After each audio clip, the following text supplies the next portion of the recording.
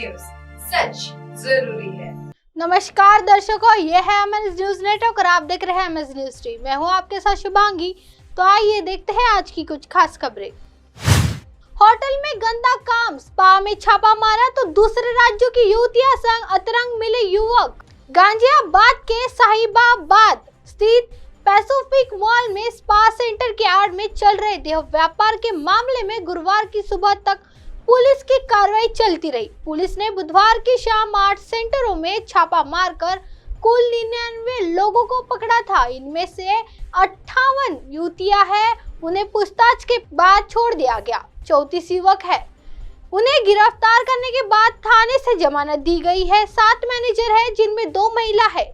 7 को कोर्ट में पेश किया गया, वहां से जेल भेज दिया गया। 8 सेंटरों के 11 मालिकों का पता चला है। 7 मैनेजर है, जिनमें से 2 महिला है। 7 को कोर्ट में पेश किया गया है, वहां से जेल भेज दिया गया। 8 सेंटरों के 11 मालिकों का पता चला है, इनमें से एक भी गिरफ्तार नहीं हो पाया है। पुलिस ने अनैतिक व्यापार अधिनियम में 52 लोगों के खिलाफ केस दर्ज किया है। नामजद आरोपियों के मौके से मिले 34 युवक, 7 मैनेजर और 11 मालिक है। एक मैनेजर के पास 2 स्पा सेंटर की जिम्मेदारी थी।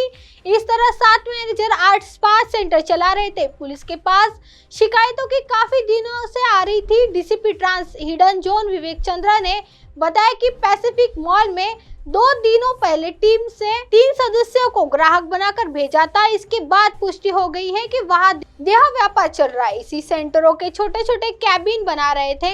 रात भर जांच पड़ताल और पूछताछ के बाद पुलिस ने कुशल कुमार पुत्र बाबूलाल निवासी त्रिलोकपुरी दिल्ली थाना कल्याणपुरी, सुभाष कुमार पुत्र अमर सिंह निवासी खोड़ा कॉलोनी, रोहित पुत्र महावीर निवासी झिलमिल कॉलोनी थाना विवेक विहार, रोहित पुत्र कांता सिंह निवासी मंडोली चुंगी थाना नंदनगिरी दिल्ली और सुमित पुत्र घनश्याम निवासी के झिलमिल कॉलोनी और 2 महिला मैनेजरों को जेल भेज दिया। नौकरी मांगने आई थी युवतियां, देह व्यापार में धकेला।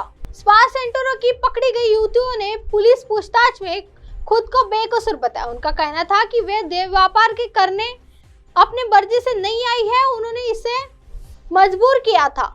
वे तो स्पा सेंटरों में नौकरी मांगने आई थी।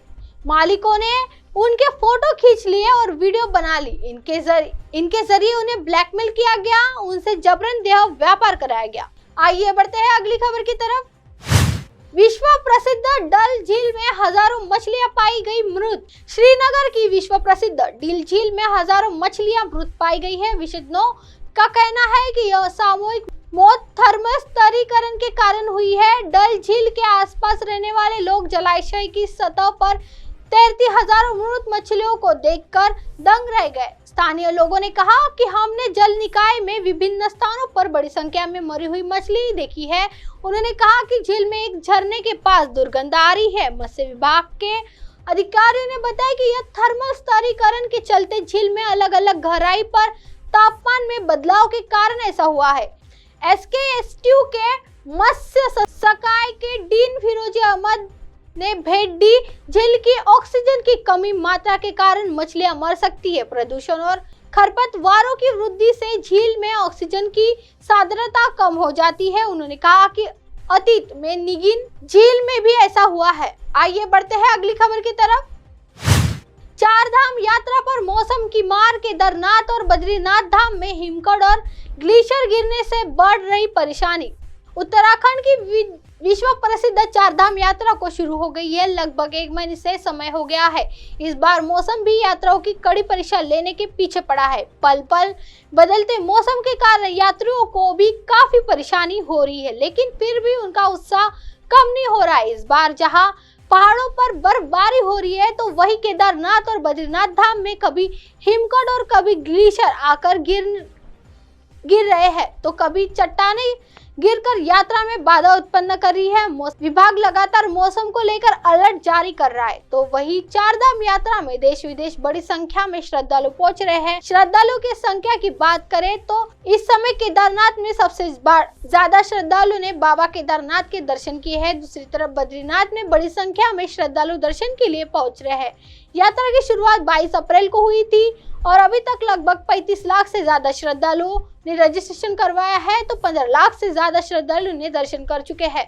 वही यात्रा में बच्चे हो या फिर बुजुर्ग सभी पहुंच रहे हैं, लेकिन इस बार यात्रा में कुछ ऐसे आंकड़े सामने आ रहे कि जो चिंता का विषय है। पिछले 34 दिन की बात करें तो इन 34 दिनों में करीब 75 यात्रियों की मौत हो चुकी है। बड़ी बात यह है कि शासन और प्रशासन द्वारा यात्रियों के लिए बहुत कुछ करने की बात की जा रही है।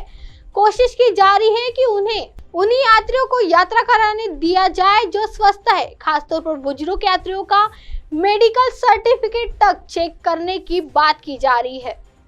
अब आप हमारे चैनल को आपके मोबाइल पर भी देख सकते हैं। मोबाइल ऐप पर देखने के लिए play store MS news T आज डाउनलोड करें। इंस्टा, ट्विटर, हाईकुक, फेसबुक और कई सोशल मीडिया के प्लेटफॉर्म पर हमारा चैनल उपलब्ध है। आप इसे यूट्यूब पर भी देख सकते हैं। आप हमारे चैनल को लाइव भी देख सकते हैं www.msnewst.com पर। फिलहाल वक्त तो चला दर्शकों ब्रेक का। ब्रेक से लौटने के बाद देगा देश और दुनिया की तमाम खबरें। बने रहिए एमएस न्यूज टीवी पर। नमस्कार।